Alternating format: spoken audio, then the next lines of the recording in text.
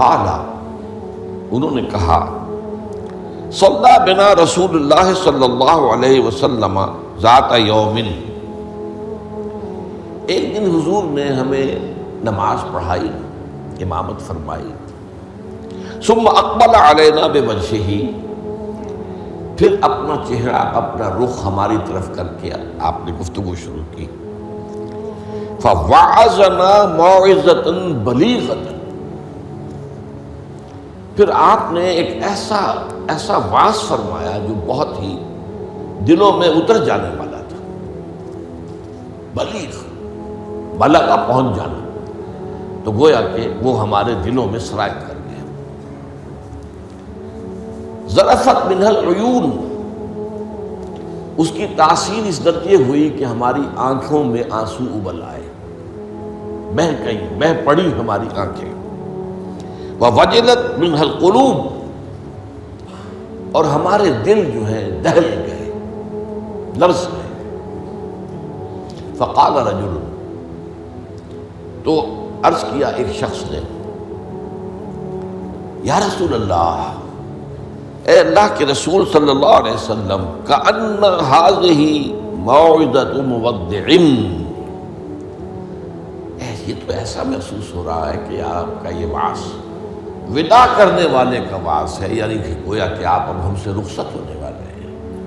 معلوم ہوتا ہے کہ یہ آخری وعظ ہے جو آپ نے ارشاد فرمایا، اس درجے کا بلیغ اور مؤثر وعظ آپ نے، اور دلوں میں کھپ جانے والا، جس سے آنکھوں میں آنسوؤں کے جو دریا بہنے لگے اور دل جو ہے دہل گئے۔ تو کأن ہذہ موعظۃ مودع، وداع کرنے والا، مودع، تو جیسے وہ جاتے ہوئے آخری وقت میں نصیحت کرتا ہے، آپ کی معلوم ہوتا ہے ایسی نصیحت ہے۔ فأوصنا، تو ہمیں ذرا مزید وصیت فرمائیے کہ آپ ہمیں کیا تاکید کر رہے ہیں، اگر یہ واقعی آپ کا اس دنیا سے رخصتی کا وقت قریب آ گیا ہے تو پھر ہمیں وہ باتیں بتائیے کہ جن کی ہمیں سب سے زیادہ ضرورت ہوگی۔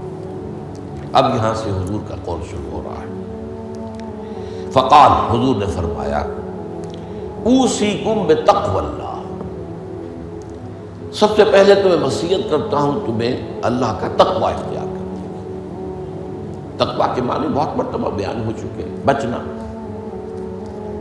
اور یہ تقوی ایک دنیا کا ہے، ایک آخرت کا ہے۔ دنیا میں معصیت سے بچنا، گناہوں سے بچنا، اللہ کی نافرمانی سے بچنا، شریعت کے حدود سے تجاوز کرنے سے بچنا، یہ بچنا ہے، بچ کر چلنا۔ جیسے کہ کسی گھنے جنگل میں سے گزرنا پڑے انسان کو، اور وہاں کوئی پگڈنڈی بھی نہیں، کوئی راستہ بنا ہوا نہیں، اونچی اونچی گھاسیں اور درخت ہیں، اور اگر وہ امیزون کا ٹاس ہو یا کانگو کا ٹاس ہو تو درختوں سے لٹکے ہوئے بھی سانپ موجود ہوتے ہیں۔ تو اب ظاہر بات ہے کہ آدمی کس طرح چوکنا ہو کر پھونک پھونک کر قدم رکھے گا، کہیں ایسا نہ ہو کہ کوئی سانپ کنڈلی مارے بیٹھا ہو اور میرا پاؤں اس پر پڑ جائے، یا اور کسی موذی جانور کا کوئی بھٹ ہو، کوئی بل ہو اور اس میں میرا پاؤں پڑ جائے۔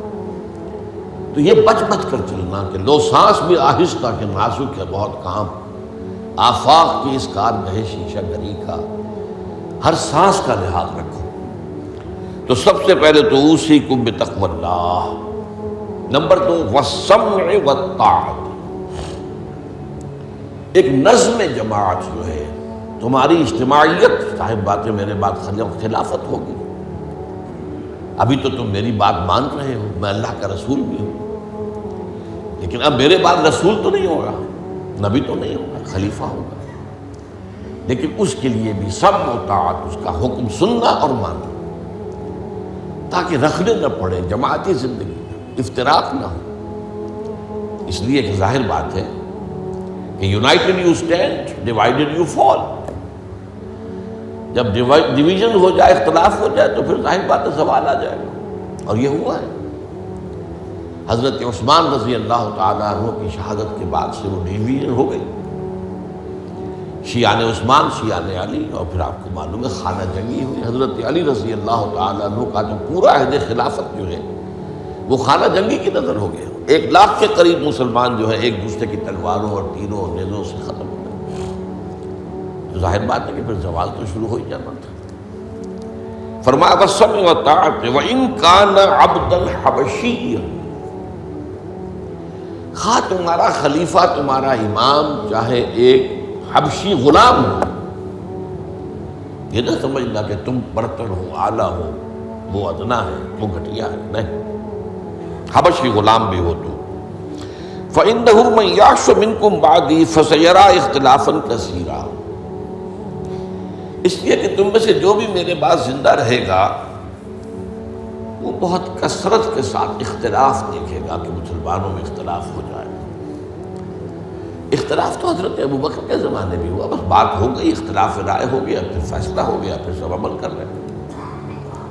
ایسا تو کبھی ہو ہی نہیں سکتا انسانی معاملات میں کہ اختلاف نہ ہو، لیکن اختلاف میں شدت ہو جائے، میری بات لازماً مانی جائے، یہ وہ چیز ہے ایجاب کل ذی رائے برائے ہی، کہ ہر شخص جو صاحب رائے ہے وہ اپنی رائے پہ اڑ جائے اور اسی کو اچھا سمجھے، تو پھر جماعت کیسے چلے گی؟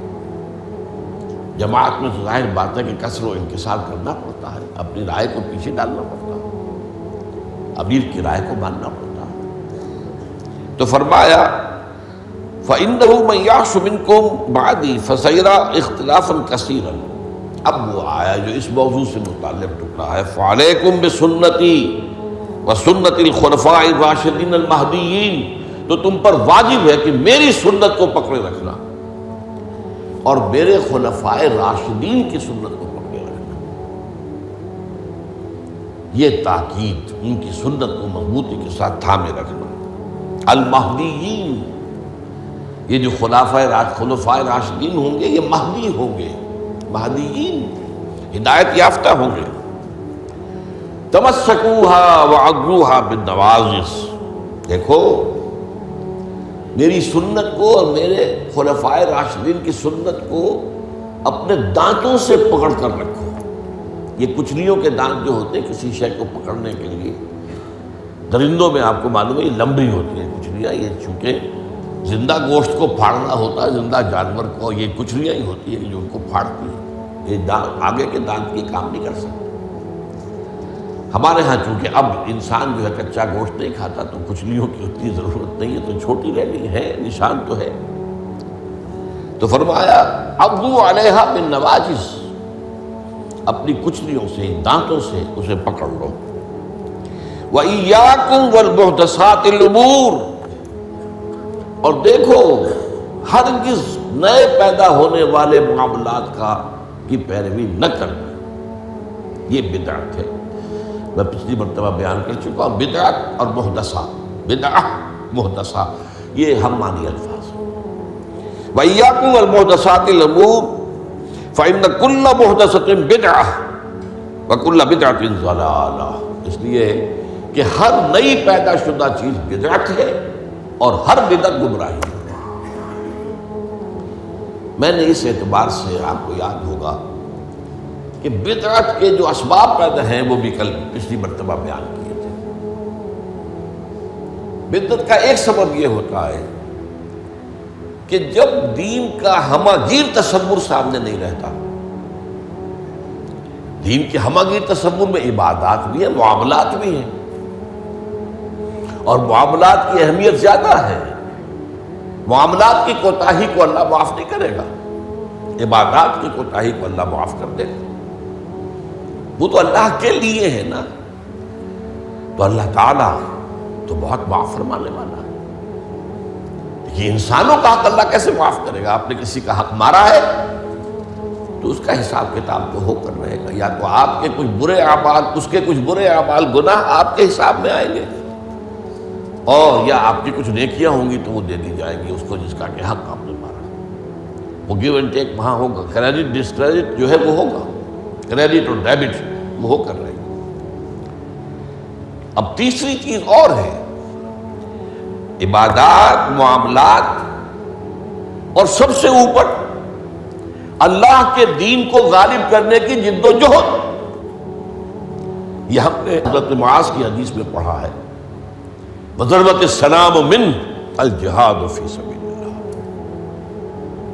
اسلام ایک درخت کے مانند ہم نے دیکھا، وہاں حضور نے مثال دی، اس کی جڑ ہے وہ تو ہے شہادت لا الہ الا اللہ وان محمد رسول اللہ، ایک تنا ہے اقام الصلاۃ و ایتاء الزکوٰۃ اور ضربۃ السلام منہ، اور آپ کو معلوم ہے کہ اصل جو درخت سے مطلوب ہوتا ہے وہ تو اوپر ہوتا ہے۔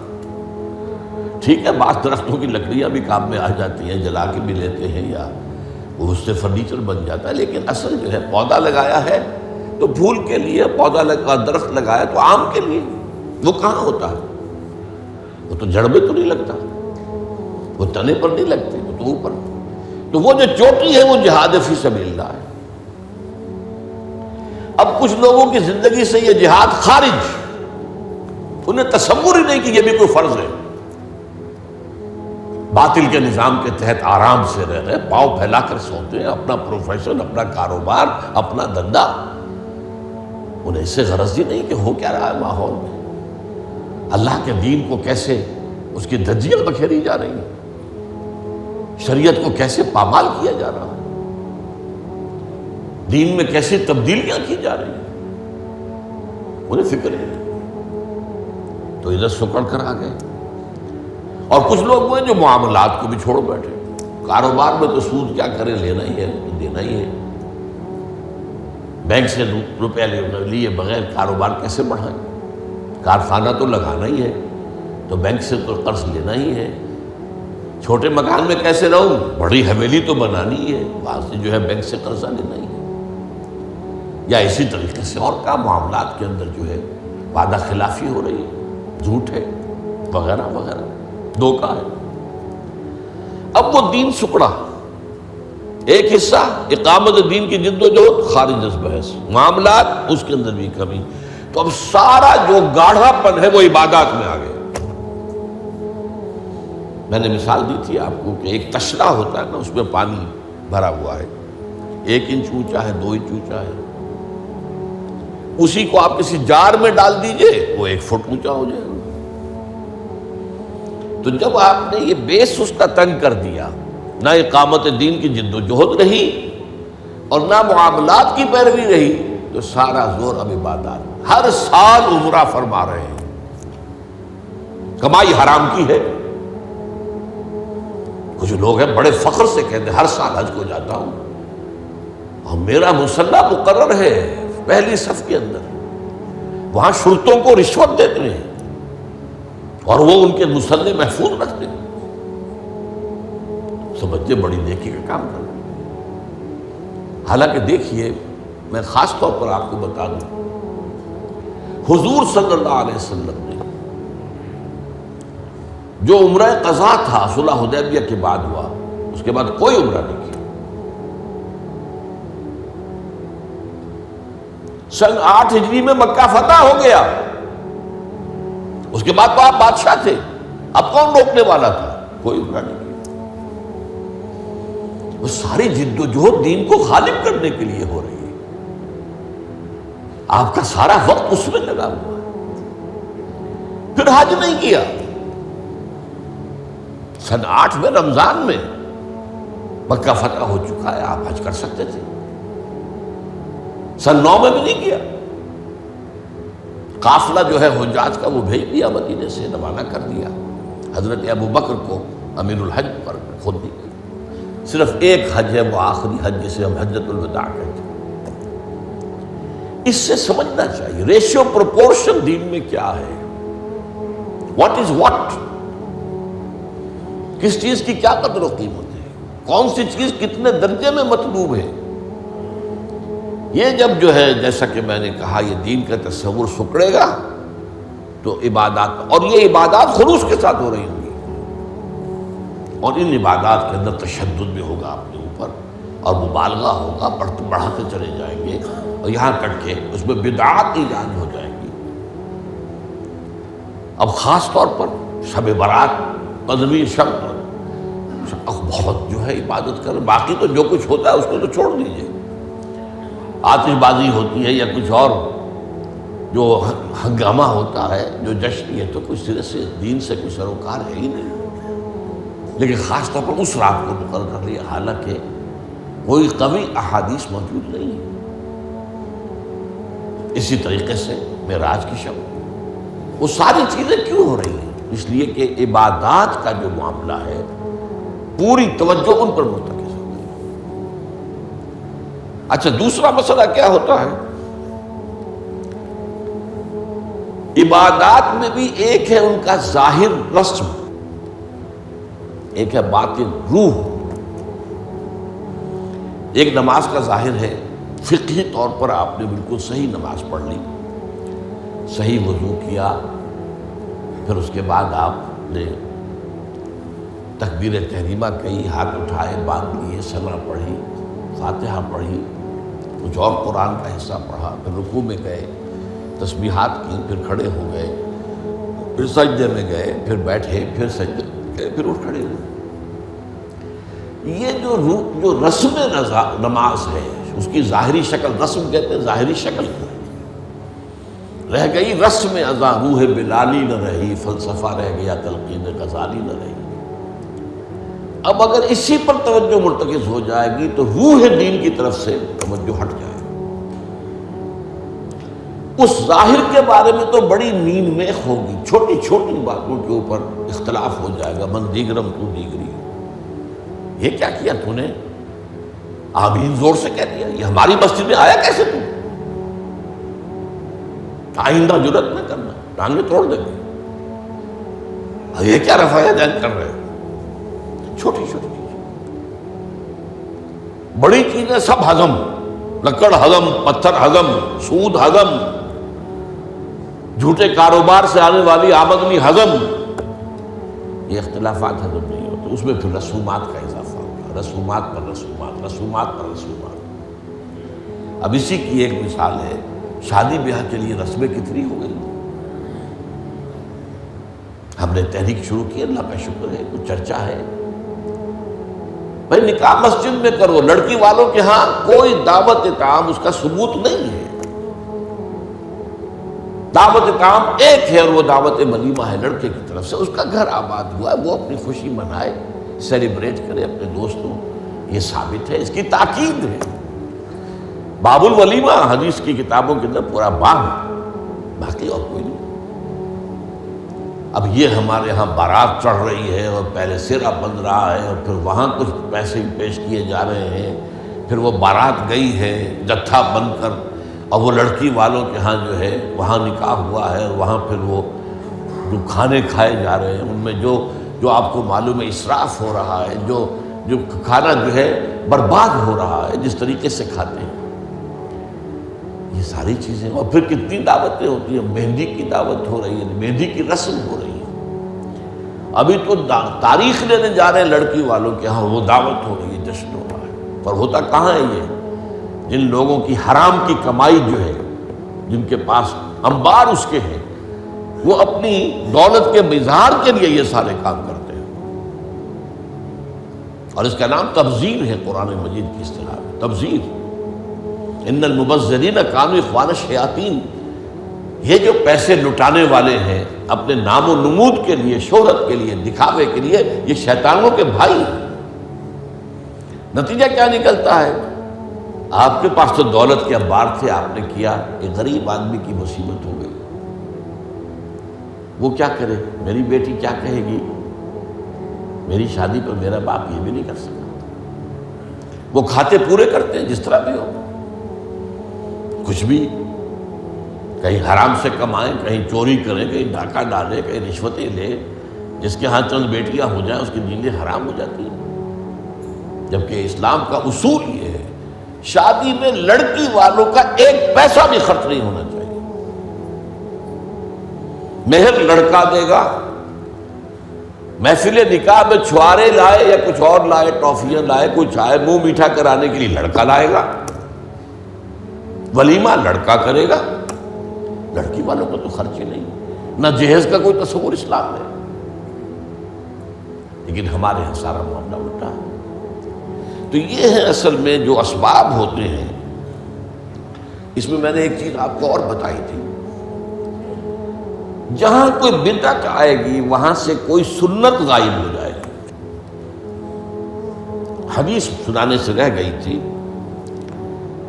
ما احدث قوم بدعۃ الا رفع مثلها من السنت۔ رواہ احمد رحمہ اللہ۔ کوئی قوم بھی کوئی بدعت ایجاد نہیں کرتی مگر یہ کہ اس کی جگہ سے سنت اٹھ جاتی ہے۔ جدوں کافر اسی پچ ہو گیا، پھر تشبیہ مسلح کی کرنا، اساں ظاہر نو رب منیائے، باطن دا اللہ کی کرنا، اساں ظاہر نو رب منیائے، باطن دا اللہ کی کرنا۔